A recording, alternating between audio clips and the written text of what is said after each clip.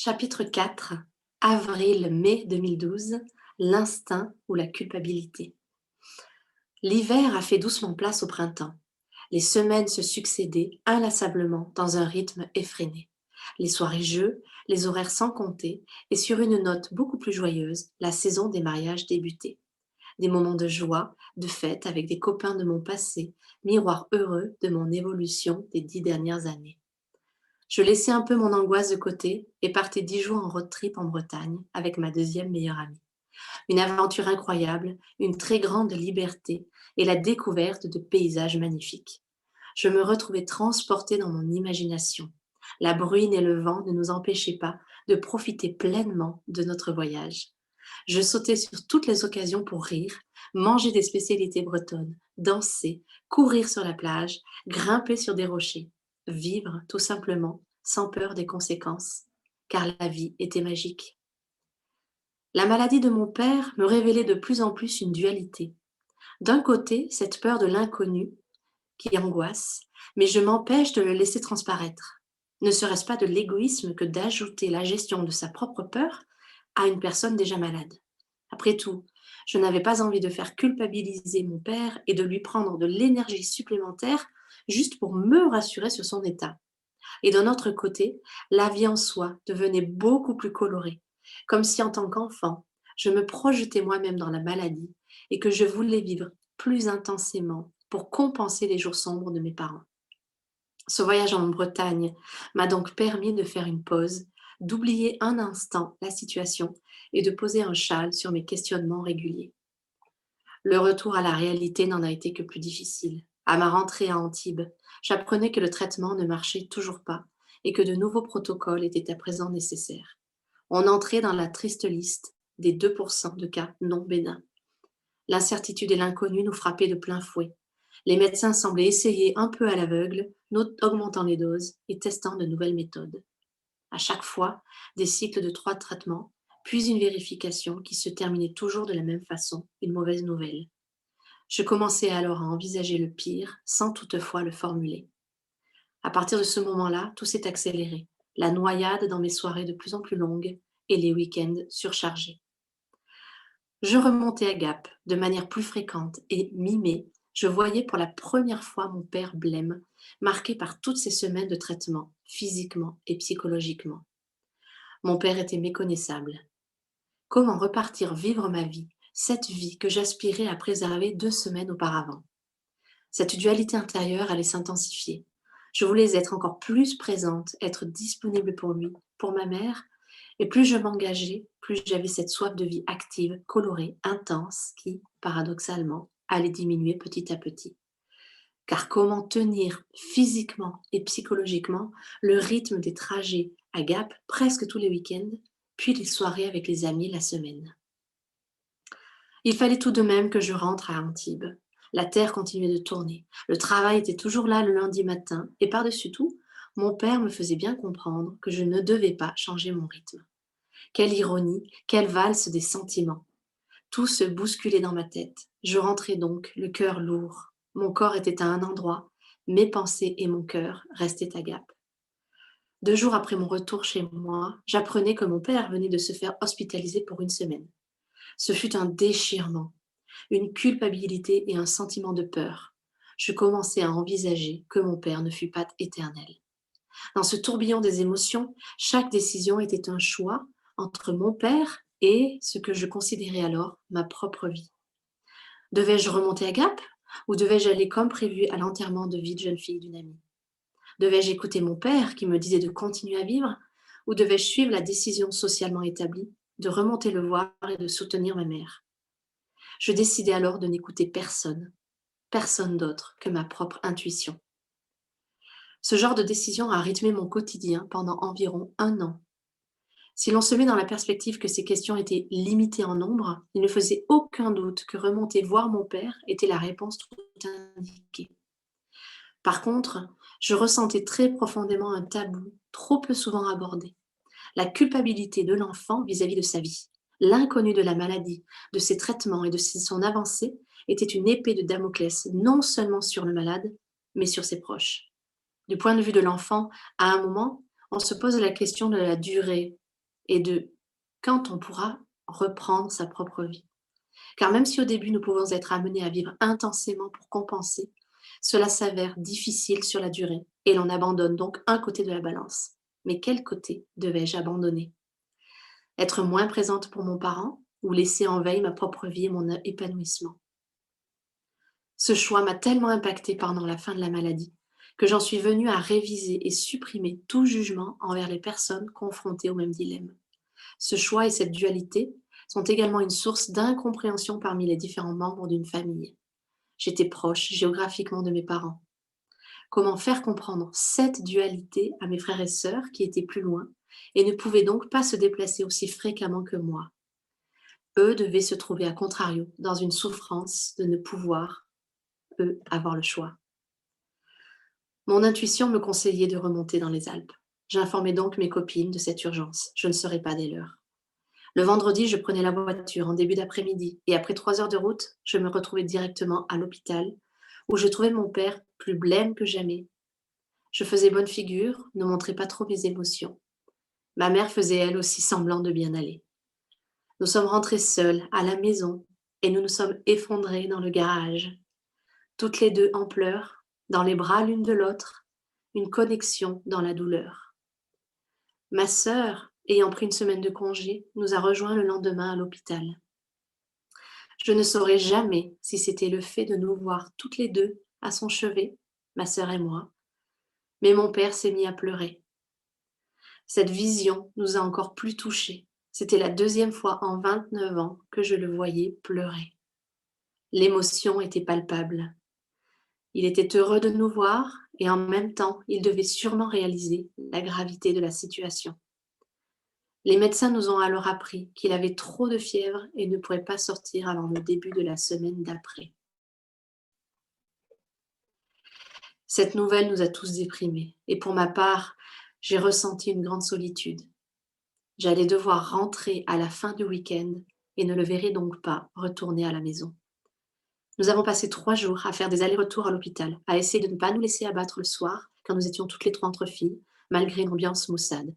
Je repartais donc sur la Côte d'Azur, le cœur lourd, les pensées chargées d'amertume. Après une semaine de travail intense, ayant besoin d'exprimer mes émotions et de me reposer psychologiquement, je partais chez ma meilleure amie en Avignon. J'arrivais en début de soirée et je m'effondrais en larmes dans son salon. Je prononçais pour la première fois le mot de mort, ce mot que je redoutais tant. Je formulais de manière décousue tout ce que j'avais sur le cœur et reconnaissais enfin que la situation n'était pas anodine et l'issue pas forcément celle que l'on aurait espérée. Je ressentais ce soir-là, au plus profond de mon corps, une boule au cœur, un truc qui me comprimait la poitrine, la souffrance qui passait de ma tête à mon cœur, mes émotions impactant mon corps. Ma meilleure amie m'écoutait, me soutenait, elle ne disait pas grand-chose. Fin mai est finalement arrivé et avec lui la date de départ qu'on avait fixée avec elle dans ce grand parc d'attractions. Cela tombait à pic pour me faire un peu d'air et profiter du temps dans la capitale pour retrouver mon frère et ma sœur dans un lieu neutre. La première journée, nous l'avons passée à courir, à vouloir faire le plus possible, à s'éclater, à rire et à savourer l'instant présent. Le deuxième jour, respirer le dépassement de soi, que ce soit pour affronter des peurs, notamment faire des attractions de chute libre, ou pour affronter la réalité. Ce fut en effet ce soir-là, lors d'un repas extrêmement agréable et copieux, que nous avons abordé le sujet de la maladie avec mon frère. Nous voulions lui faire comprendre la gravité de la situation, qu'il était difficile de parler de la mort de ses parents.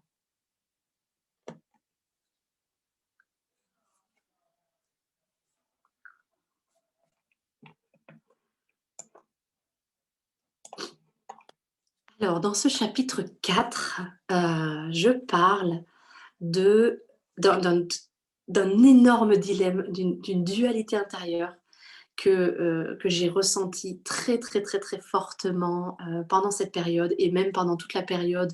Enfin, elle va aller en s'accentuant cette dualité. C'était cette notion de Qu'est-ce que je fais? Qu'est-ce que je fais?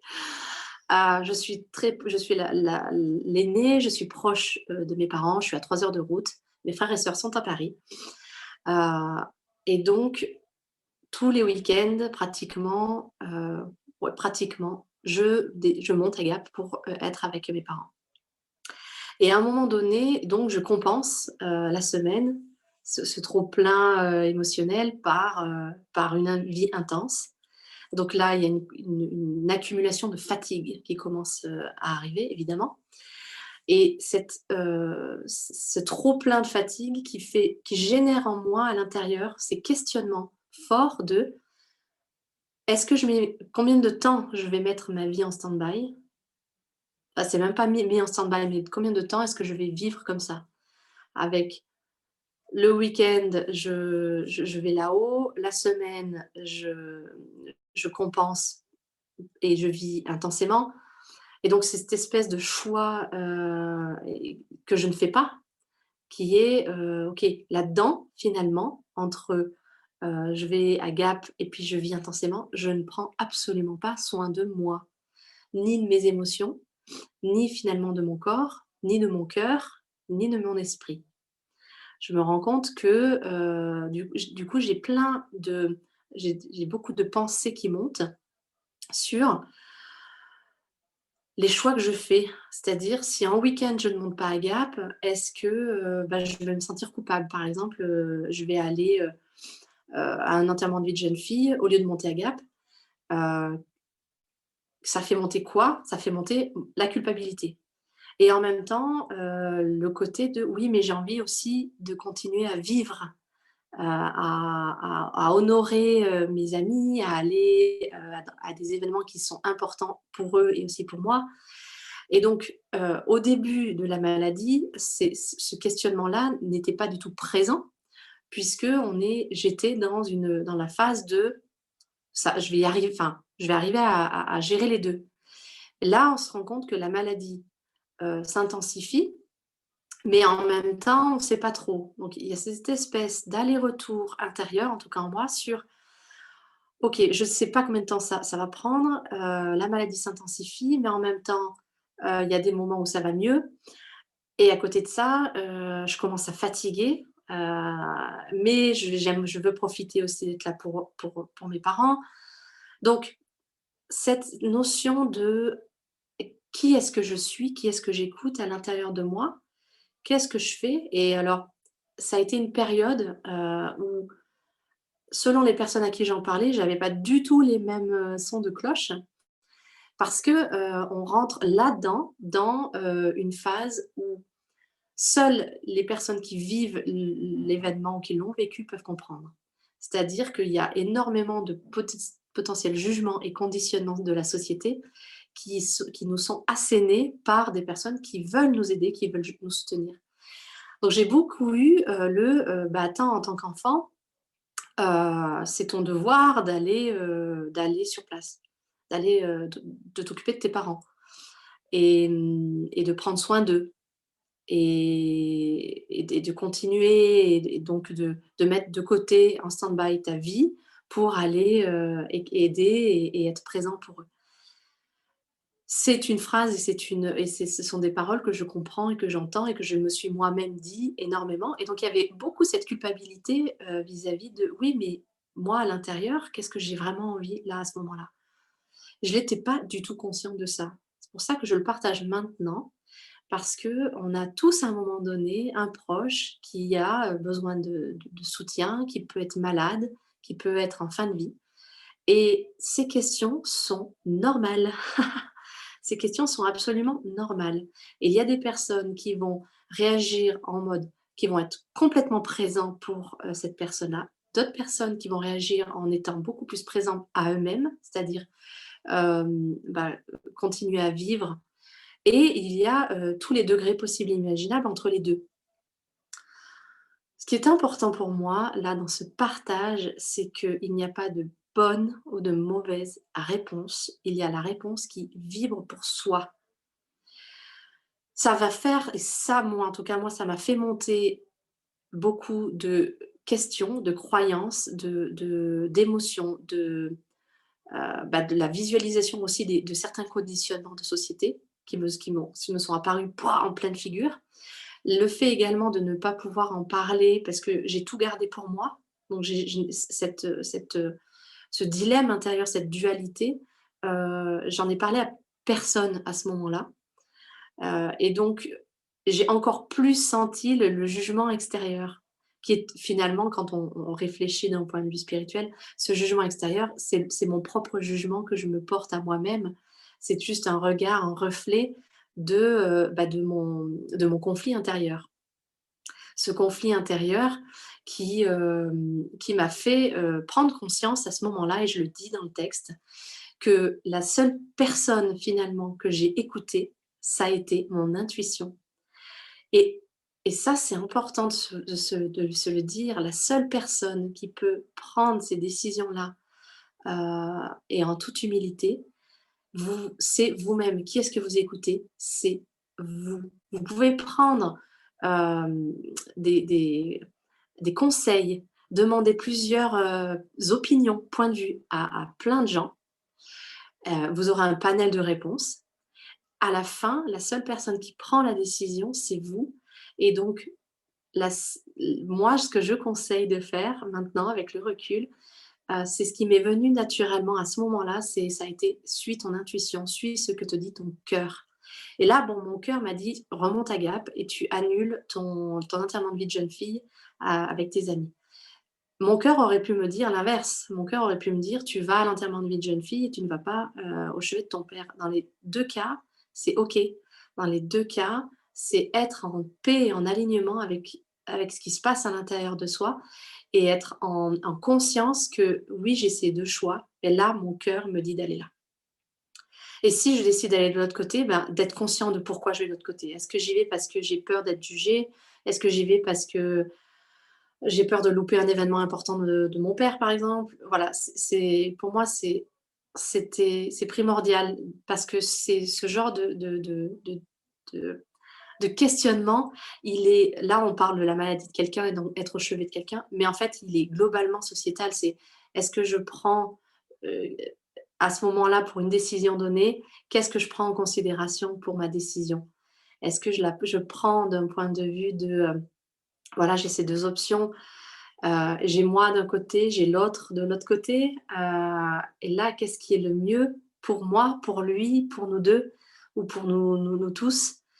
C'est des questionnements qui sont pas évidents et si on passe au niveau de la tête et des émotions, en fait, on peut se retrouver à être embarqué dans des choses où on se sent hyper mal d'y être allé et entre guillemets, on se sent obligé de les faire et quand on commence à se sentir obligé de faire quelque chose, c'est qu'on est il y a quelque chose qui est pas aligné en soi. Soit parce que, eh bien, il y a une croyance ou une limitation ou une peur du jugement et qui est là et qui empêche finalement d'être dans la joie d'aller faire les choses. Soit, tout simplement, c'est pas la bonne chose à faire. Pour soi, en tout cas. Donc sur cette, prise de décision à la fin, j'aime bien dire: «Il y a pas de bonne ou de mauvaise décision». Alors ça, c'est un truc que j'adore. C'est que chaque décision qu'on prend, elle nous amène à clarifier ce qu'on veut, à clarifier et à se réaligner avec qui l'on est. Donc soit on arrive dans une décision qui nous met de la joie et où on sent que oui, au niveau du cœur, au niveau du corps, pouah, on est hyper aligné avec la décision qu'on vient de prendre et que c'était juste de prendre cette décision-là. Soit on ne l'est pas et à ce moment-là, bah, ça nous permet de clarifier, et puis de prendre conscience de: «Ah bah oui, mon corps et mon instinct me disaient ça. Ah bah ouais, d'accord, j'avance un peu mieux dans la compréhension de comment je fonctionne, de qui je suis, des messages que je reçois et bah, quand je les écoute, il se passe ça, quand je les écoute pas, il se passe ça et c'est OK, c'est un chemin d'apprentissage. Donc voilà, ça c'est vraiment un des très, très gros sujets de ce chapitre-là en particulier.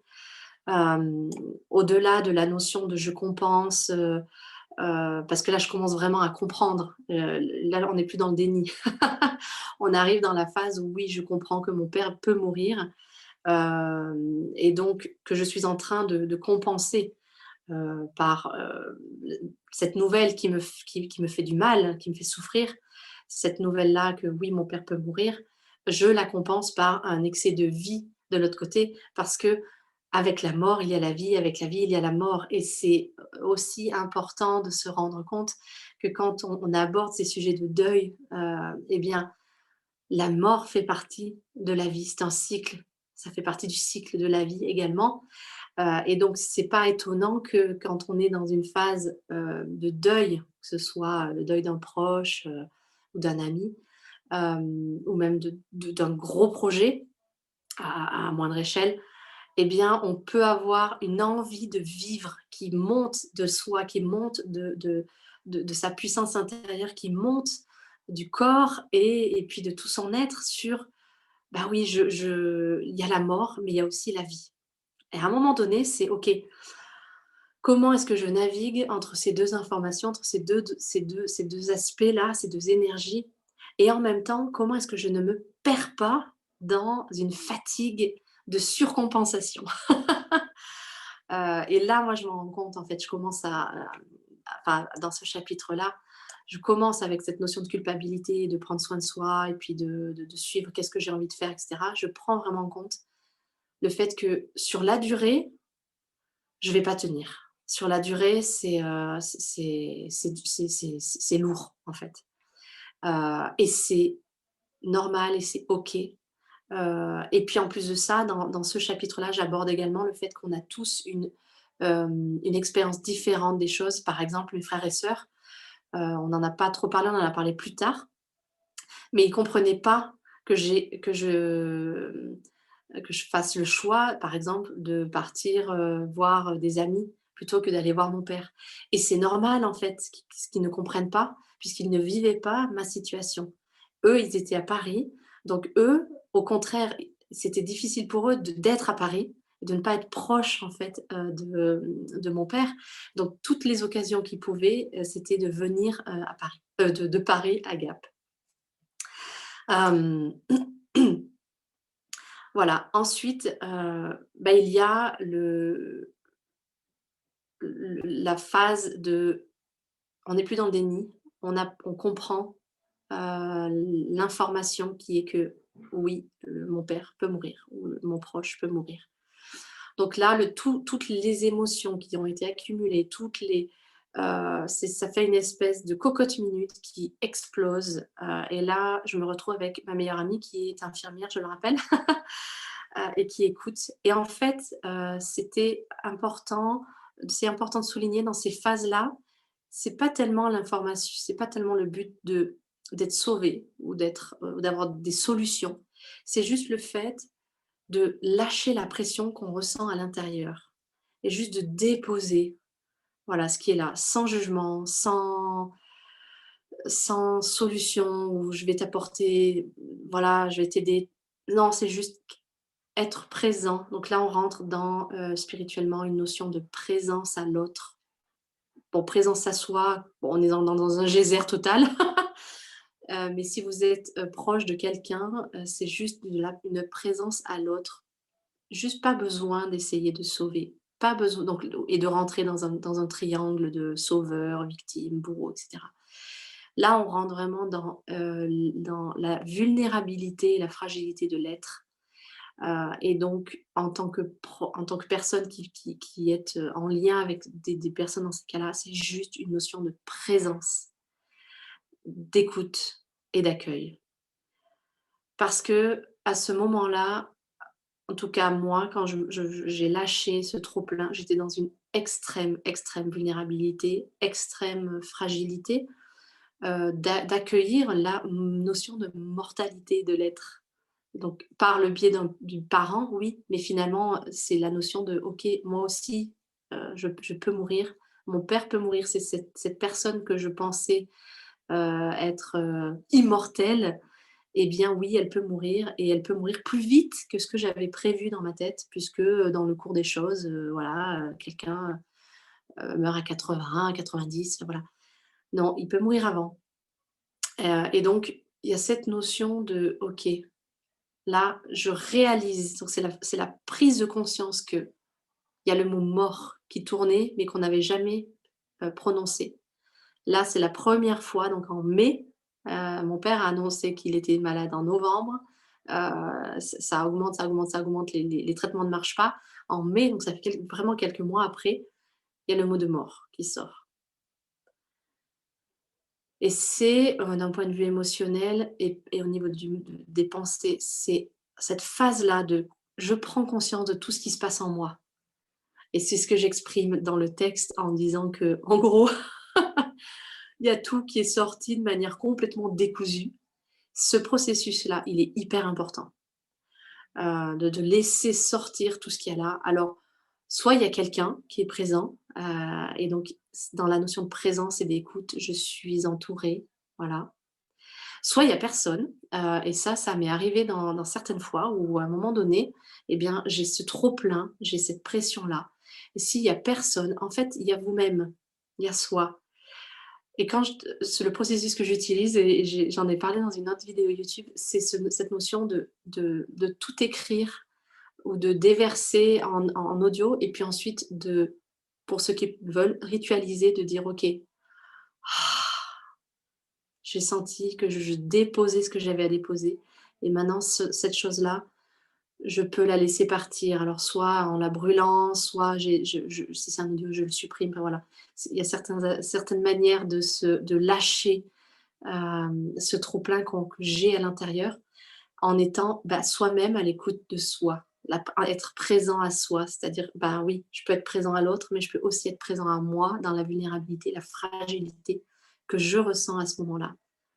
Et tant pis, pas de jugement sur ce que je vais dire. Tout peut sortir parce que si ça a besoin de sortir, c'est que c'est à l'intérieur du corps, c'est quelque part, c'est à l'intérieur du cœur potentiellement, c'est à l'intérieur de notre aura, de notre champ. Si c'est là, ça veut dire que vibratoirement et énergétiquement, on a cette fréquence qui est émise, cette vibration qui est émise. Autant la sortir, hein. Et puis ensuite, exprimer: «OK, qu'est-ce que je veux à la place? Je veux juste me sentir bien, je veux me sentir mieux». Voilà. Ce processus de sortir le trop plein, on sent quand il est entre guillemets «terminé» pour cette fois-ci, quand on sent un soulagement qui arrive. Souvent, moi, ça m'est arrivé avec de la grande fatigue qui arrive d'un coup, genre: «Ah!» ou une respiration, quelque chose de profond qui dit: «Ouais, là, ça y est, ce trop plein, il est sorti, OK. Maintenant que j'ai sorti tout ça, ce trop plein, j'aimerais me sentir comment, en fait? J'aimerais me sentir comment?» Bah, apaisé, bien, enfin voilà, il peut y avoir tous les mots que vous souhaitez. Et puis le dernier aspect, c'est, tout ce que j'ai vécu à ce moment-là et quand on vit dans ce processus un peu heu, bah, de deuil, de déni, d'avancer sur ces choses-là. C'est que, bah, il y a finalement très peu de personnes à qui je parlais et me confiais. Et finalement, c'est là où on se rend compte que même avec mes frères et sœurs et ma mère, on ne parlait pas du tout de ça. On parlait pas du tout de ce que ça nous faisait ressentir, de ce que, de ce qui se passait en nous dans nos vies. On parlait que finalement de mon père, de comment il va, quel est son état aujourd'hui. Et en fait, c'est comme si, toute l'énergie est focalisée sur la maladie, la maladie, la maladie, la maladie. Et nous-mêmes, en fait, on se consume. Enfin, en tout cas, moi, je me suis un peu consumée à ce moment-là, là-dedans. Quand on sait que, d'un point de vue, loi d'attraction, on attire ce à quoi on pense le plus souvent, eh bien, c'est pas forcément, facile de tout garder et de parler d'autre chose quand on est dans une situation comme ça. Et pourtant, on parle que de maladie et de mort. Et donc le mal-être, en tout cas, augmente, augmente, augmente la vibration en soi, elle augmente, elle augmente, elle augmente, elle augmente dans cette notion de mal-être et de mort. C'est en ça que inconsciemment, il y a une balance qui se fait sur le plein de vie. Il y a une notion de: «OK, je mets en balance aussi avec le côté vivant, le côté de la vie» et cetera. Avec mes frères et sœurs et ma mère, on parlait plus spécialement de nos vies. On parlait que de notre vie dans l'attente de la bonne nouvelle de mon père ou notre vie dans l'attente de, la mauvaise nouvelle. Je crois que, avec le recul, quand on est dans ces phases-là, si on c'est important d'aller reconnaître en soi et écouter en soi ce qui se passe, heu et si la porte est possible, d'être ouverte, juste d'en parler un minimum avec, sa famille, en tout cas avec ses proches. Sans tout dire, sans tout dévoiler puisque l'objectif il est, effectivement de ne de d'un point de vue de l'énergie de ne pas trop nourrir cet égrégore-là de la maladie, mais juste de poser, voilà. C'est pas faci juste c'est pas facile, c'est un peu compliqué, je me sens comme ci, comme ça, et puis ensuite, à plusieurs, de focaliser sur les moments de vie avec cette personne aussi, d'être présent, pour elle, et puis juste, finalement, de voir cette personne en bonne santé, de la visualiser, c'est pas de nier qu'elle est malade, mais au contraire, c'est focaliser sur: «OK, ben, j'aimerais qu'elle soit en bonne santé». Voilà. C'est au lieu de dire, «Je suis triste qu'elle soit malade», ben oui, je suis triste qu'elle soit malade. Je me sens pas bien et cetera. J'accueille ce que je ressens et ensuite qu'est-ce que j'aimerais à la place? Ben, j'aimerais que cette personne, elle aille bien. Et c'est vrai que dans ces phases-là, je crois que c'est important, selon chaque personne, d'aller ressentir ce qui vous ferait du bien. Par exemple, d'être entouré, d'être seul, de parler à vos amis ou de parler à vos proches. En tout cas, de conscientiser ce dont vous avez besoin, pour, finalement prendre soin de vous aussi. Puisque c'est de la personne malade, en termes d'énergie, on donne de l'énergie. Je pense que ma mère a donné énormément d'énergie à mon père à ce moment-là, et c'était: «OK, je donne beaucoup d'énergie à l'autre pour qu'il aille mieux, pour qu'il aille bien et en même temps, moi, il faut aussi que je prenne soin de moi. Sinon, moi aussi, je vais tomber malade et je vais potentiellement péricliter et donc ça aidera encore moins l'autre qui va se faire du souci pour soi et là, on rentre dans un cercle vicieux. Donc c'est comment trouver des manières de prendre soin de soi, afin de bien prendre soin de l'autre aussi. Et ça, c'est important de le souligner. Je le souligne maintenant, ça va beaucoup avec cette dualité, cette notion un peu d'égoïsme, genre, «Ah, tu prends soin de toi alors que tu pourrais être avec ton père», ou «Ah, tu t'amuses alors que tu pourrais être avec ton père». Non, c'est pas je m'amuse, c'est là, j'ai besoin de prendre soin de moi, j'ai besoin d'être dans le fait de me nourrir d'énergie pour que demain, je puisse aller prendre soin de mon père. Parce que, bah, là, je sens que mon réservoir, il est vide. Ou au contraire, ça peut être en s'écoutant, quand je suis près de mon père, à prendre soin de lui, ça me nourrit et donc ça c'est une manière aussi de prendre soin de mes besoins.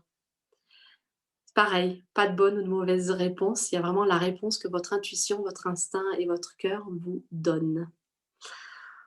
Voilà, je pense que j'ai, en tout cas tout ce que j'ai senti en lien avec ce chapitre, est transmis.